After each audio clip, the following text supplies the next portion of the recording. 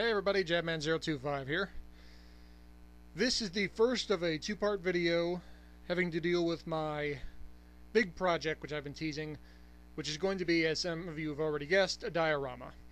I've never done a diorama before, so a lot of what you're going to see is me using my past modeling skills on this, and some of it is just me making it up as I go along. So if some of you have done dioramas and you're asking, what the heck is he doing? At some points I'm not entirely sure. First off, I bought a base.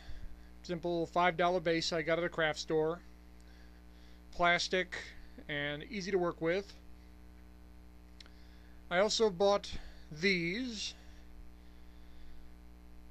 These are foam blocks called Desert Foam. They have a green color, although the color really doesn't matter.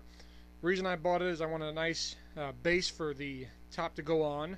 See, I cut it into 3 parts out of 1 brick. It came with 6 bricks. Don't know when I'll use the other 5, but I'll figure I'll find a use for them. And you can see they're very uneven, but that's entirely on purpose, because rarely do you find a spot of land that is completely flat, at least in nature.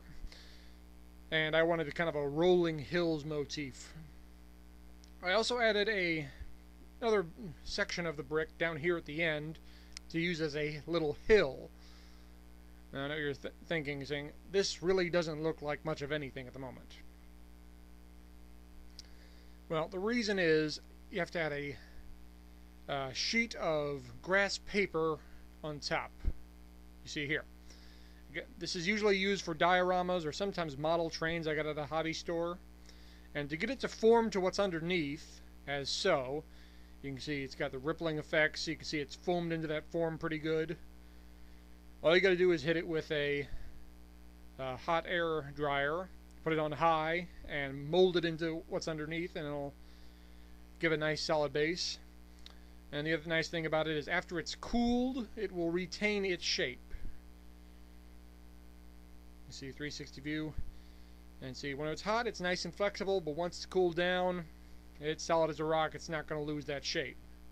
Now you do have to glue it down when you're done. You see, I now glue it down. I cut away a little bit some of the excess. Looks a little bit better now.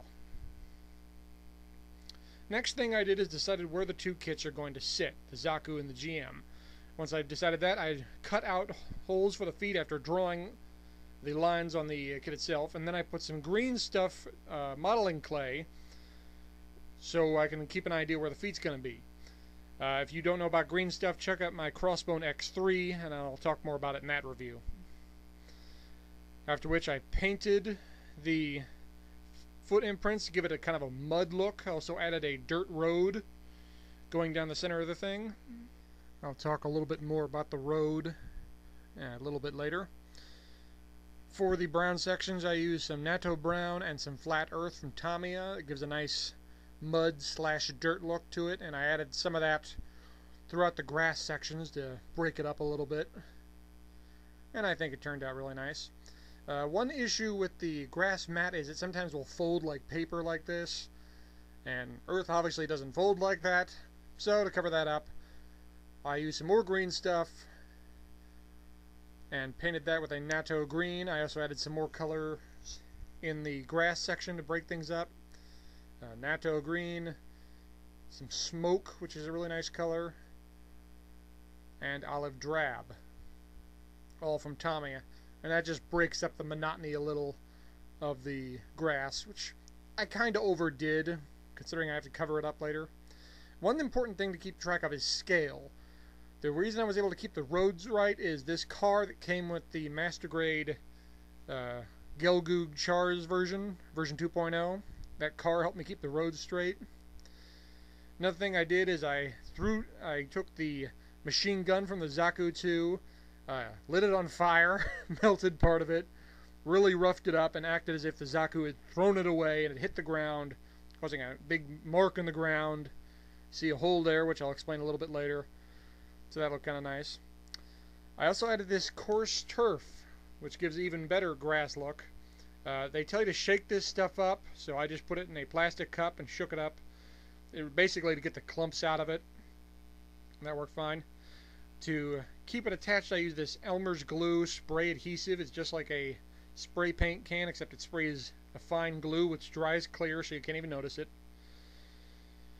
And the only problem with this stuff is it dries pretty fast, so I did like one half and then the other.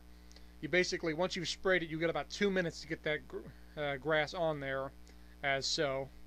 And as you can see, this is a pretty dirty and messy process, so make sure you put down a plastic sheet underneath. I just took a trash bag, cut it open, and laid it out. Basically because you don't want this green grass stuff pretty much thrown all over your floor. And the fact that you're going to be spraying glues, you don't want a sticky floor. I had enough trouble getting the trash bag from sticking to anything, so this is a bit of a messy project at this point, so keep that in mind. Once you finish cleaning everything, as you can see, you're going to have to clean up the road and whatnot. You're going to have to do one more spray of the glue. I also got some trees, Woodland Creations, or Woodland Classics, pardon me. Mostly used for model railroads, but they can be used for dioramas too. Again, keeping scale in mind. I hung on to that little Zaku pilot, so I kept him next to the trees so you can see that the trees wouldn't be too huge. With the trees, you get your choice of either a base, which you can glue on, or a little spike that comes on the bottom of the tree, which you can connect in. One tree I'm acting as if it got knocked over by the machine gun from the Zaku, and one little neat trick I learned: if you take a twister from a bread or a trash bag, cut it up and lose some of the paper, use some green stuff, put it on the bottom, and jam it in there. It kind of looks like roots after you've painted it, so it looks like it's been torn out of the ground. And that's why that hole was back in that section earlier. So it acted as if the Zaku threw away its machine gun and knocked over a tree while I was doing it. You do have to do a lot of cleaning up. I had to repaint the road in some places. Like I said, once you use this grass stuff, it gets pretty messy. But it does look really nice, especially when you add the trees in there. I kind of got a swamp slash bog slash wetland look going, which I kind of like. And this is how it's going to look eventually. Now, one thing you're obviously going to notice, for such a muddy and nasty and grimy world I've created, the Zaku and the GM are looking pretty nice. So that's going to be the second part of the video, the weathering and the battle damage on these guys. I'm going to show you some of the tricks I've learned, so stay tuned for that. The video on the battle damage and weathering will be out sometime after New Year's. I don't know exactly when I'll get it finished, so stay tuned for that. But as of the scenery for this diorama, it's pretty much done. And for my first shot at a diorama, I think I did a pretty good job. It's far from the best work I've ever seen, but for a first time out, I don't think it's bad. Let me know what you guys think. If you got any questions, I'll answer them as best I can. And stay tuned for that second part of this video. And have a happy New Year, everybody. Oh, and one more thing. Excuse me. You were talking about weathering and battle damage to the two of us. Any idea what we can expect? Why do you have a saw? Oh, this is not good.